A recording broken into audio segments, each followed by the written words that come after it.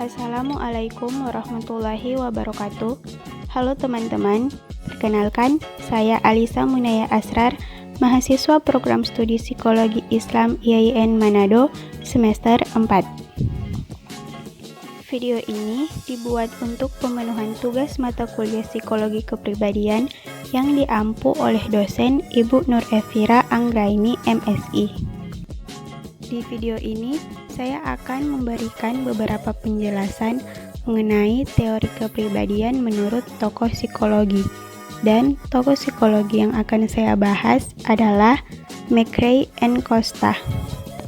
Hal-hal yang akan menjadi pembahasan saya pada video ini yaitu biografi, sejarah teori 5 faktor, deskripsi teori 5 faktor, dan perkembangan teori 5 faktor.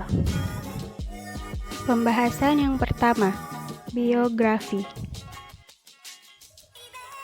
McCrae and Costa adalah dua tokoh psikologi yang merumuskan teori 5 faktor kepribadian atau biasa juga disebut dengan teori Big Five Personality. McCrae bernama lengkap Robert Roger McCrae, lahir pada tanggal 28 April 1949 di Maryville, Missouri. McCrae merupakan anak bungsu dari 3 bersaudara dari pasangan Andrew McCrae dan Eloise Elaine McCrae. Pada awalnya, McCrae berminat besar pada ilmu pengetahuan dan matematika, akan tetapi ia memutuskan mempelajari filsafat di Michigan State University.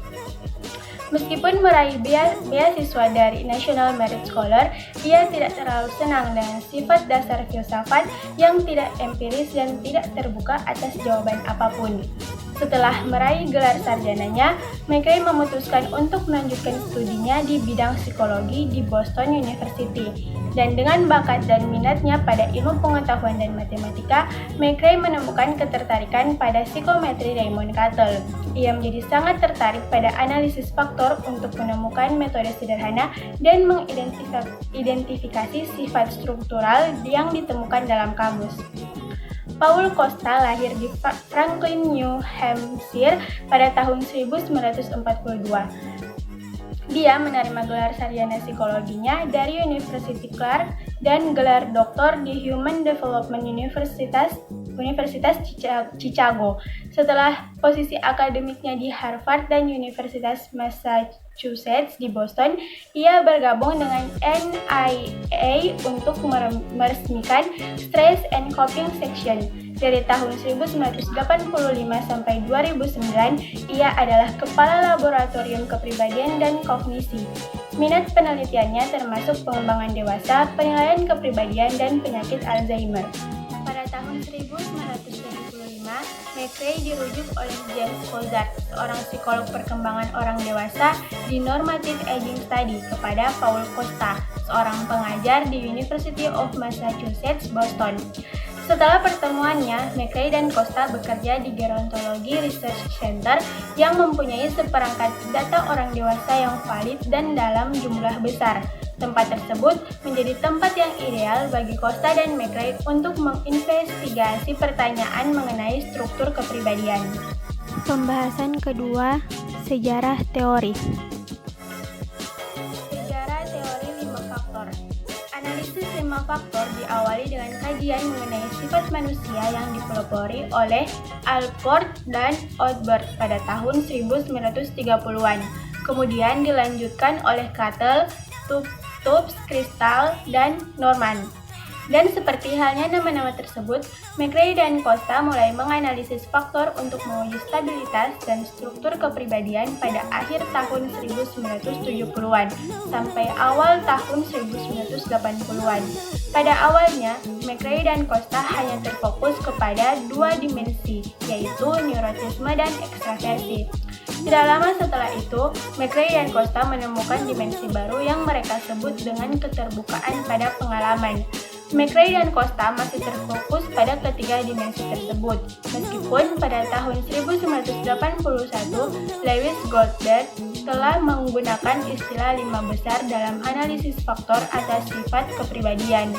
Sampai pada tahun 1985, McCrae dan Costa menambah 2 dimensi terakhir, yaitu keramahan dan kesadaran. Selama akhir tahun 1980-an sampai awal 1990-an, banyak psikolog kepribadian mulai condong pada model 5 faktor. Kelima faktor tersebut telah ditemukan di antara beragam budaya dan menggunakan banyak bahasa. Deskripsi teori 5 faktor kepribadian. Deskripsi teori kepribadian. Yang pertama, ekstraversi. Dimensi ini menunjukkan tingkat kesenangan seseorang akan hubungan. Mereka yang memiliki skor ekstraversi yang tinggi cenderung ramah dan terbuka serta menghabiskan banyak waktu untuk mempertahankan dan menikmati sejumlah hubungan. Sementara mereka yang memiliki skor yang rendah cenderung tidak sepenuhnya terbuka dan memiliki hubungan yang lebih sedikit dan tidak seperti kebanyakan orang lain. Mereka juga lebih senang dengan kesendirian. 2. Neurotisme. Trait ini menilai kestabilan dan ketidakstabilan emosi, mengidentifikasi kecenderungan individu apakah individu tersebut mudah mengalami stres, mempunyai ide-ide yang tidak realistis, mempunyai coping respon yang maladaptif. Dimensi ini menampung kemampuan seseorang untuk menahan stres. Mereka yang memiliki skor N yang tinggi cenderung berciri tenang, bergairah, dan aman. Sementara mereka yang memiliki skor N yang rendah cenderung tertekan, gelisah, dan tidak aman. Yang ketiga adalah keterbukaan. Dimensi ini mengarah tentang minat seseorang. Mereka yang memiliki skor tinggi pada keterbukaan akan cenderung menjadi imajinatif, benar-benar sensitif, dan intelek. Sementara mereka yang memiliki skor rendah pada keterbukaan cenderung realistis, tidak kreatif, dan tidak penasaran terhadap sesuatu. 4. Keramahan. Dimensi ini merujuk kepada kecenderungan seseorang untuk tunduk kepada orang lain. Mereka yang memiliki skor A tinggi cenderung jauh lebih menghargai harmoni daripada ucapan atau cara mereka.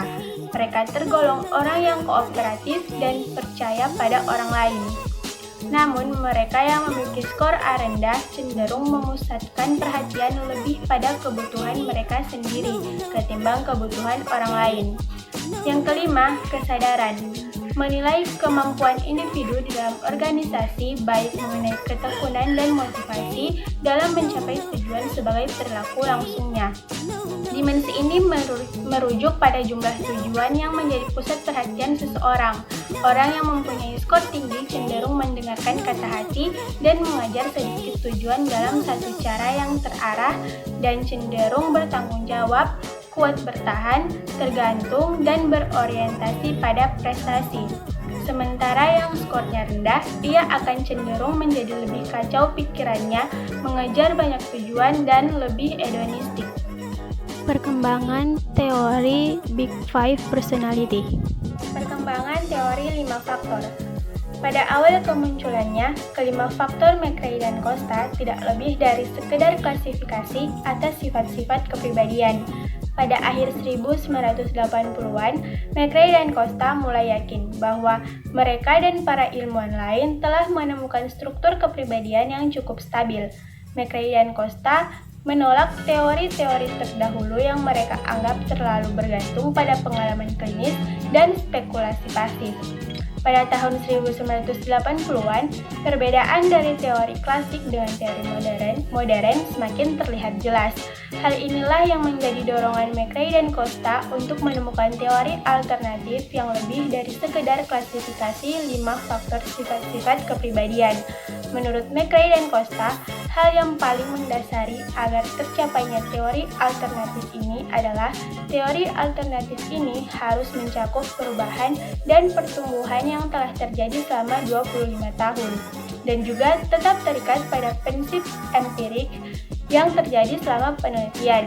Maka selama 25 tahun, McRae dan Costa terus mengembangkan model 5 faktor ini hingga menjadi teori 5 faktor. Itulah tadi beberapa penjelasan dari saya mengenai teori kepribadian menurut McRae and Costa.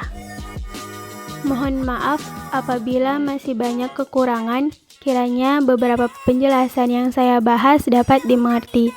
Saya ucapkan terima kasih. Wassalamualaikum warahmatullahi wabarakatuh.